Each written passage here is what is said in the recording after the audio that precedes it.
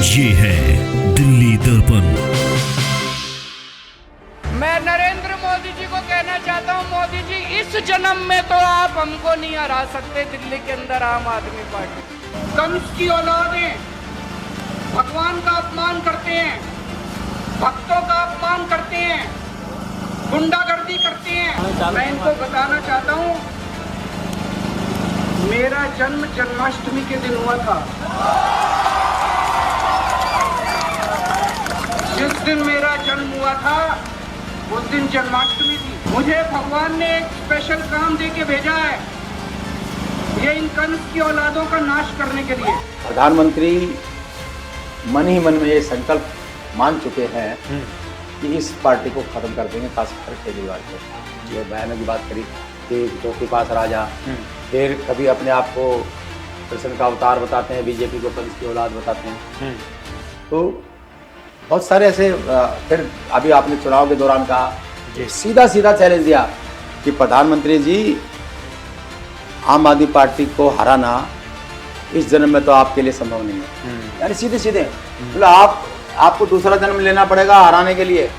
अब मेरे भाषण में एक चौथी पास राजा की कहानी सुनाई। एक चौथी पास राजा था, उसकी एक रानी भी नहीं थी। उनका इशारा प्रधानमंत्री नरेंद्र मोदी निजी हमले किए गए। निजी हमले किए। ये कहानी एक राजा की है, एक चौथी पास राजा की कहानी है, एक अहंकारी राजा की कहानी है, एक भ्रष्टाचारी राजा की कहानी है। आप लोगों ने राजा और रानी की कई कहानियां सुनी होंगी। इस कहानी में राजा तो है, रानी नहीं है। मैं कहना चाहता हूँ समाप्त हो नहीं जाएगी, समाप्त कर दी जाएगी। यानी कि कोई साजिश नहीं, आप इसको रंजिश कह सकते हैं। मैं साजिश नहीं कहूंगा, इसे मैं रंजिश कहूंगा। नमस्कार, जय हिंद। आप देख रहे हैं दिल्ली दर्पण टीवी। आप सभी का बहुत बहुत स्वागत है। और जिस तरीके से तमाम मीडिया चैनलों पर एक चर्चा चल रही है कि बीजेपी का मुख्यमंत्री कौन होगा, बीजेपी के कैबिनेट में कौन शामिल होगा, तमाम चर्चाएं चल रही हैं। और एक चर्चा ये भी है कि आम आदमी पार्टी का क्या होगा। तो इन्हीं सब विषयों पर हम चर्चा करने के लिए हमारे साथ विशेष मेहमान राजेंद्र स्वामी जी मौजूद है, वरिष्ठ पत्रकार है।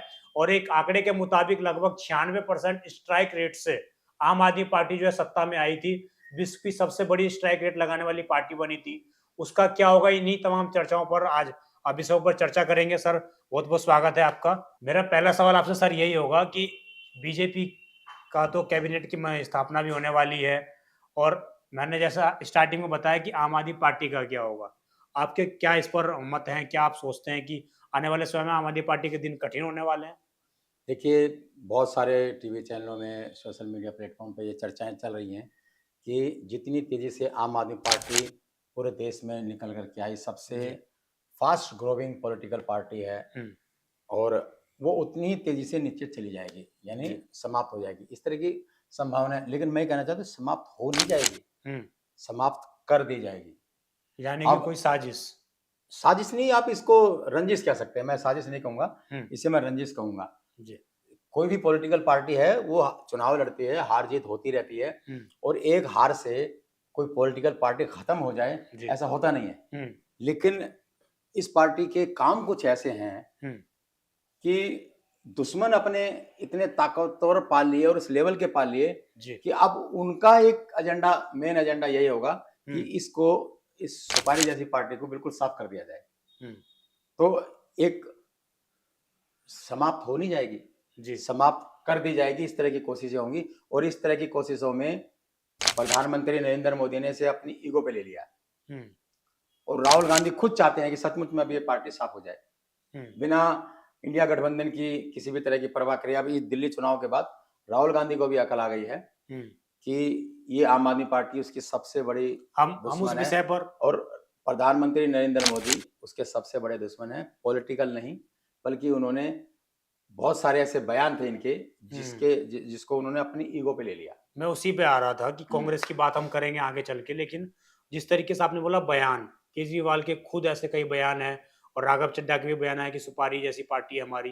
तो तमाम चीजें आप कौन कौन सा बयान को जिम्मेदार मानते हैं? सबसे बड़ी बात, सदन में और भाषणों में एक चौथी पास राजा की कहानी सुनाई उन्होंने। एक चौथी पास राजा था, उसकी एक रानी भी नहीं थी।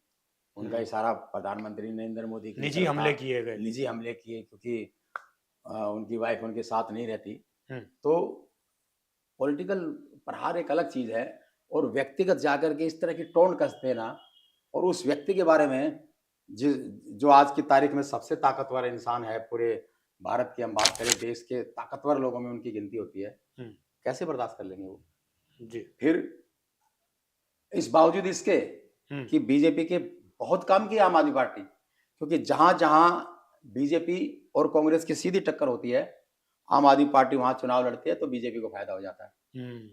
गुजरात में अगर जबरदस्त बम्पर जीत अगर मिली है तो उसके पीछे आम आदमी पार्टी है। बहुत बड़ा वोट बैंक है जो कांग्रेस का, वो आम आदमी पार्टी ने छीना, और गुजरात में बीजेपी की मतलब इतनी एंटी इनकम्बेंसी के बावजूद भी, और बीजेपी की इतनी बम्पर सरकार बना दी। हरियाणा में अगर चुनाव हारे तो, लेकिन इस सबके बावजूद भी प्रधानमंत्री मन ही मन में ये संकल्प मान चुके हैं कि इस पार्टी को खत्म कर देंगे, खासकर केजरीवाल को। ये बयानों की बात करी कि चौथी पास राजा, फिर कभी अपने आप को कृष्ण का अवतार बताते हैं, बीजेपी को कंस की औलाद बताते हैं। तो बहुत सारे ऐसे, फिर अभी आपने चुनाव के दौरान कहा, सीधा सीधा चैलेंज दिया कि प्रधानमंत्री जी आम आदमी पार्टी को हराना इस जन्म में तो आपके लिए संभव नहीं है। यानी सीधे सीधे बोला आपको दूसरा जन्म लेना पड़ेगा हराने के लिए।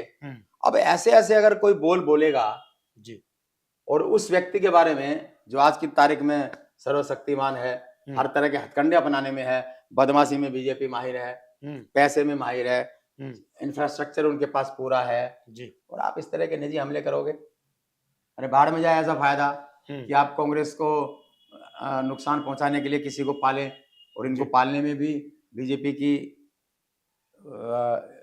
इसी का इसमें मदद आरएसएस का रोल रहा है। आप समझ सकते हैं कि अन्ना आंदोलन से पार्टी निकली है, और उस अन्ना आंदोलन को बीजेपी ने सपोर्ट किया पर्दे के पीछे से, संघ ने सपोर्ट किया, एक बहुत बड़ा आंदोलन बनाया और वो पार्टी बीजेपी के काम आई। लेकिन अब वो बीजेपी के काम की है, लेकिन फिर भी वो कष्ट दे रही है जी। कष्ट क्यों दे रही है? एक तो अनाप शनाप बयान जैसा मैंने बोला, फिर दूसरी बात व्यक्तिगत के अगर हम अलग इसको हटा भी दें जी, वो बीजेपी की पिच पे आके खेलने लगे थे। यानी बीजेपी राष्ट्रवाद की बात करती है, हिंदुत्व की बात करती है, तो वो अगर वो दलित की राजनीति करते, गरीबों की राजनीति करते, मुसलमानों की राजनीति करते तो भी एक बात थी। उन्होंने आकर के उनकी जमीन पर कब्जा करने की कोशिश की। अब तो वो अभी तक तो कांग्रेस की जमीन पर खड़ी थी, जो कांग्रेस का वोट बैंक है उसको हत्या करके आम आदमी पार्टी सत्ता में आई और उसी की जमीन पर खड़ी हुई। लेकिन बीजेपी को अखरा तब जब वो उसकी तरफ मुड़ी जी, जैसे मैं बता रहा हूँ कि हिंदुत्व की पिच पे आके खेलने लगी, राष्ट्रवाद, धर्म। अब अपने आप को कृष्ण का अवतार बता रहे थे, मोदी को उनके भगत जो है प्रधानमंत्री नरेंद्र मोदी को उनके भक्त भगवान मानने वाले मानते हैं। ऐसे कई बयान भी आए थे कि वो देवता है, अवतार लिया उन्होंने। वो खुद भी कहते हैं केजरीवाल कि भाई वो जन्माष्टमी के दिन पैदा हुए थे, वो उनको कंस की औलादे बता रहे हैं, उनको मार रहे हैं। दूसरा हर हनुमान चालीसा का पाठ कि मैं हनुमान जी का भगत हूँ पक्का, तीर्थ यात्राएं वो करा रहे हैं, सनातन की वो बात कर रहे हैं। यानी उन्होंने कोशिश करी इस बात की कि जो बीजेपी का कोर वोट बैंक है उसमें भी सैन्य लगाई जाए। तो भाई आप बदतमीजियां करोगे, बड़बोलापन बोलोगे, फिर हमारे वोटों का भी नुकसान पहुंचाओगे जी, ठीक है, कैसे छोड़ देंगे हम आपको। और जगह जगह तिरंगे लगाना, राष्ट्रवाद। देखिए आम आदमी पार्टी की 3 बड़ी ताकतें थी। एक तो कट्टर ईमानदारी जी, उस ईमानदारी की पोल खुल गई, इसके सारे बड़े नेता जेल में हैं, ठीक है। राष्ट्रवाद की भी पोल खुल गई, पंजाब में खुल गई, ठीक है। और दूसरा आपका जाता है कि हिंदुत्व, वो हिंदुत्व की पिच पे आ गए, धर्म वगैरह सब पे आ गए। तो जो उसकी जो मेन मुद्दों से उठ गए थे वो सब चीजें, उसका तो जनता ने सबक सिखा दिया उनको। उनकी कथनी करनी में फर्क नहीं था, फ्री बीच लेकर के आए और डेवलपमेंट के नाम का कुछ काम नहीं करा। उन सब बातों की सजा दिल्ली की जनता ने उनको दे दी। लेकिन अब सजा उन चीजों की मिलनी है, उन जवान से जो जहर उगला है प्रधानमंत्री नरेंद्र मोदी के लिए, जो कटाक्ष किए हैं, उन सब का बदला लेंगी आम आदमी पार्टी से प्रधानमंत्री, जैसे अब चुनाव, अभी सरकार बनी भी नहीं है, एसआईटी के गठन की बात हो गई, जी। शीश महल की जांच के आदेश दे दिए और तमाम फाइलें हैं। बहुत सत्येंद्र जल्दी जैन की जेल, गिरफ्तारी की बहुत बात। बहुत बहुत जल्दी इनके जो बड़े बड़े नेता हैं जेल चले जाएंगे। जब ये जेल चले जाएंगे जी। तो फिर आम आदमी पार्टी को संभालने वाला कौन होगा? आम आदमी पार्टी पंजाब में भी बात आ गई थी कि पंजाब में भी हलचल शुरू हो गई है, वहां भी सरकार पर खतरे के बादल बादल जो मंडरा रहे हैं जी। और अंदर बहुत जबरदस्त गुटबाजी है। तो या तो जो दिल्ली की भी बात करें, दिल्ली में हालांकि अब 22 विधायक दिए हैं, कम नहीं होते हैं 22 विधायक, एक किसी पार्टी को जिंदा रखने के लिए बहुत होते हैं जी। लेकिन जिंदा रखना नहीं है। जी। तो या तो वो नई पार्टी बना लेंगे या किसी और पार्टी में विलय हो जाएगा, तोड़ फोड़ मचा दी जाएगी, यानी पार्टी पर भी हमले होंगे और केजरीवाल पर भी हमले होंगे।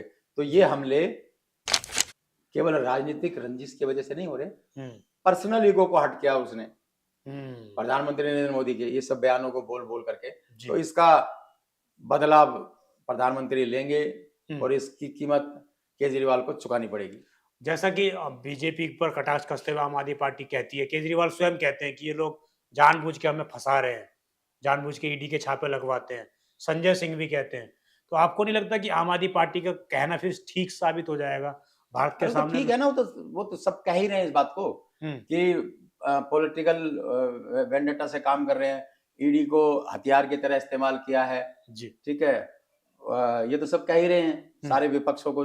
लेकिन मैं ये कहना चाहता हूं, इन सब के अलावा एक होता है कि राजनीति से प्रेरित कुछ फैसले हों किसी को, लेकिन उसमें अगर व्यक्तिगत रंजिश भी, राजनीतिक रंजिश के साथ साथ अगर व्यक्तिगत रंजिश भी घुस जाए तो आदमी का दिमाग, पूरा दिल दिमाग उसी काम पे लग जाता है, उसको एक टारगेट बना लेता है। तो ये समझिए वो सब चीजें तो टूल की तरह इस्तेमाल हो ही रही हैं। और अब जब दिल्ली में इनकी सत्ता आ गई है, बीजेपी की सत्ता आ गई है, तो ऐसे तो दूध के धुले है नहीं। जहां जहां करप्शन के आरोप लगे थे उन सबकी जांच होगी। मोला क्लिनिक हो, खरीद में घोटाला हो, बहुत सारी चीजें हैं वो आएंगी। तो एक राजनीतिक रंजिश मिल जाए और प्लस एक व्यक्तिगत खुंदक हो जाए, चिढ़ हो जाए जी, जो उन्होंने जो अपनी जवान से जो कुछ कहा, चौथी पास राजा, तुम्हारे में हिम्मत नहीं है, तुम इस जन्म में हरा नहीं सकते, मैं ही दिल्ली का राजा। हाँ। और अब दिक्कत यह है कि अब अगर ये चुनाव जीत जाते जी तो केजरीवाल का कद इतना बड़ा हो जाता कि वो अखिलेश यादव,